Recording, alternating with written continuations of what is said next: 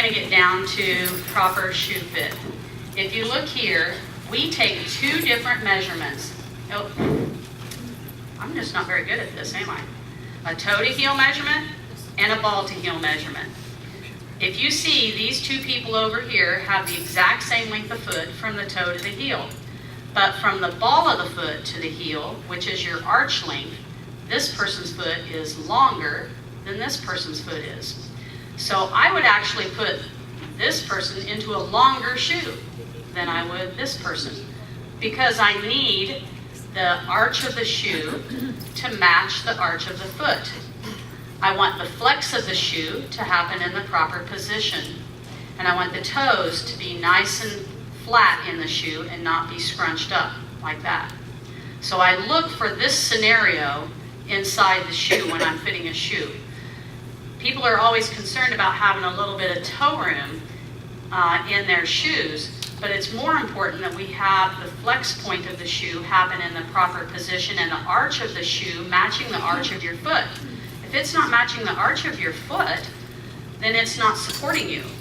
So it's very important that you have both measurements taken and not just one measurement taken. And it always, when I go into other shoe stores just for the heck of it, I always look to see if there's anything, if they do measure feet, and if they have what's called a Brannock device, which we measure the feet with. It's amazing to me. I go in there and the part that measures the ball to heel measurement is gone. They take that off of that device. And I'm like, well, how are they measuring correctly then? Because that's the most important measurement there is the ball to heel measurement. We also want to know what your foot type is. Everybody doesn't have the same shape of foot. We have people that have very low, flat arches, what I call Fred Flintstone feet. Then you have just your average arch height, which is what we like to see. And then you have a very high or vaulted arch right here. Why would I put all three of those foot structures into the same type of shoe? It doesn't make sense, does it? But we do it day in and day out. If I have somebody that has a low arch, I want to put them in a shoe that actually matches that type of arch structure. When I have somebody that has a high arch, I'm going to put them in a shoe that matches that foot structure. We need to know those kind of things. So we ask questions, we measure your feet, we find out what your foot type is, and then we do a digital foot scan. That foot scan tells us where we're putting the most pressure on our feet. We want to see the pressure on the heel because that's the biggest bone in the foot. And good posture should be back on your heels. The bones in the ball of the foot are much smaller bones.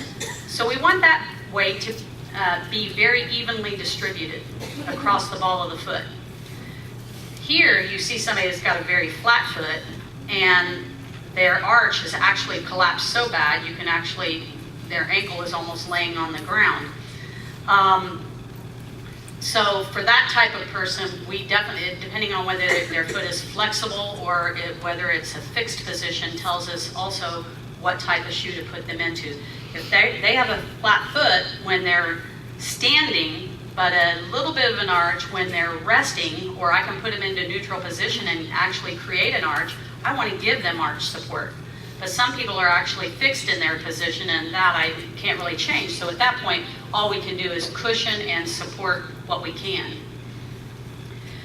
Okay, what this is, this shows you that if you roll, this person's heel is vertical. This person's heel you can see kind of tilts out, and you can see the ankle is more prominent right here and the arch is collapsing. You can almost see a little ledge right in this area here on the outside of the foot. When you do this right here, what happens is that rotates your ankle inward, your knee gets rotated inward, and your hip gets rotated. Now everything is out of alignment.